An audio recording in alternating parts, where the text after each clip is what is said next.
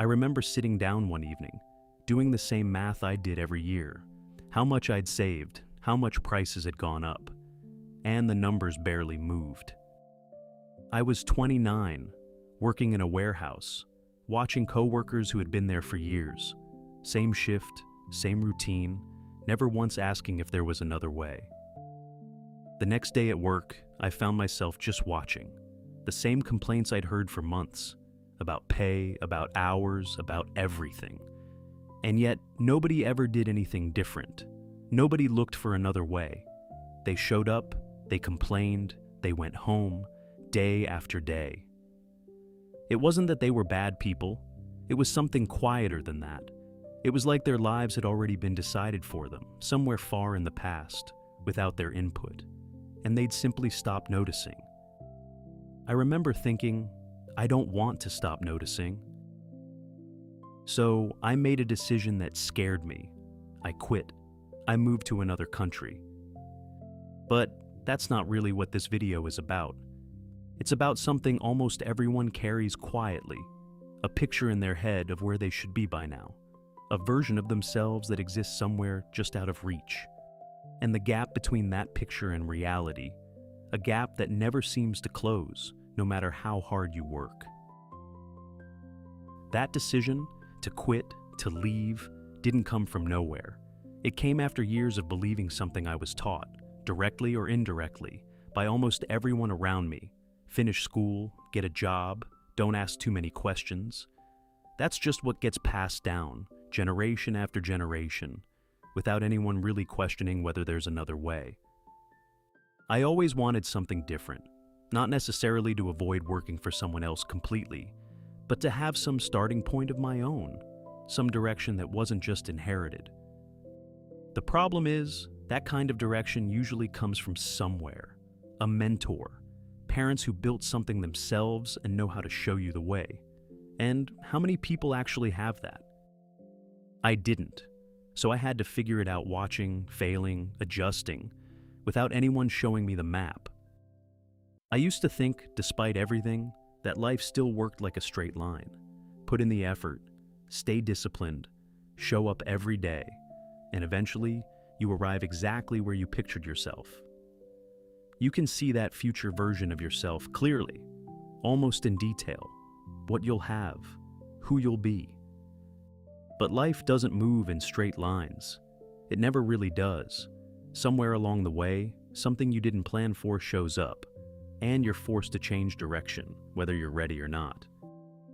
This video is about that gap between the life you pictured and the one you're actually living. Here's what nobody tells you about that gap. For most people, it doesn't stay open because they keep trying. It closes just enough to keep them quiet. A small raise, an easier shift, just enough relief that the discomfort fades, and with it, the urgency to look further. And so, they settle into the routine, telling themselves this is just how life works. I understand why. Because the system rarely rewards ambition on its own. Some workplaces only move when you threaten to leave. Others won't hesitate to let you go the moment you ask for more, no matter how loyal you've been. I know someone who's been at the same job for 12 years. I worked at that same factory myself for almost 9. I know how it treats warehouse workers. As replaceable, unskilled, not particularly valued. That's what makes it strange. He believes that leaving now would mean starting over from nothing. But his role isn't some rare achievement. Almost anyone can be trained to do it. New hires walk in and get paid nearly the same as someone with 12 years behind them. He sees his paycheck every month, sees that he can afford a few things, put a little aside, and after enough years, that feels like stability, like proof that things are working. But stability isn't the same as growth. In 12 years, he hasn't learned a new skill, hasn't built anything that couldn't disappear overnight. He's a good worker. That was never the issue. The issue is, he never became anything harder to replace. I'm not saying everyone needs to chase something more. Some people genuinely find peace in stability. And that's not a failure, that's a choice, made with open eyes. But that's not what I hear when I talk to him. What I hear is, I can't be like that. Not, I don't want to. Can't. As if the door was already closed before he ever tried the handle. And I understand that fear of the unknown. I feel it too, in different ways.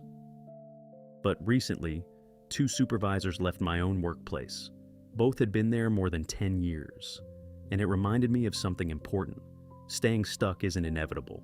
It's a choice people make, usually without realizing they're making it at all. I have my own plan. I know roughly how long I'll stay in this job before I leave. Nobody around me knows that. But knowing it changes something. It means the job doesn't own my future. It's just a chapter I'm choosing to be in, for now. I got a raise recently. A good one.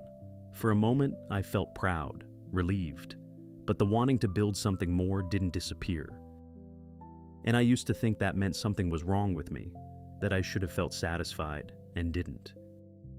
Now I think it means something else, that the gap between where you are and where you want to be isn't always a flaw to fix. Sometimes it's the only thing keeping you moving in a system that would rather you stopped. I didn't grow up with a safety net. I watched friends whose parents bought them apartments, cars, a foundation to build on. Life seemed to move in a straight line for them, without needing to fight for every step. I never had that. Everything I had to build myself. And for a long time, I saw that as unfair. Maybe it still is. But somewhere along the way, moving between countries, jobs, positions, each change forced me to adapt. And each time, something in me got a little stronger. A few months ago, I was moved into a new position at work. The first 2 months were brutal, genuinely brutal. I actually went to my manager and asked to be moved back. He told me something I didn't expect, that I wasn't the first person to ask that almost everyone who took this role had, at some point, wanted to go back.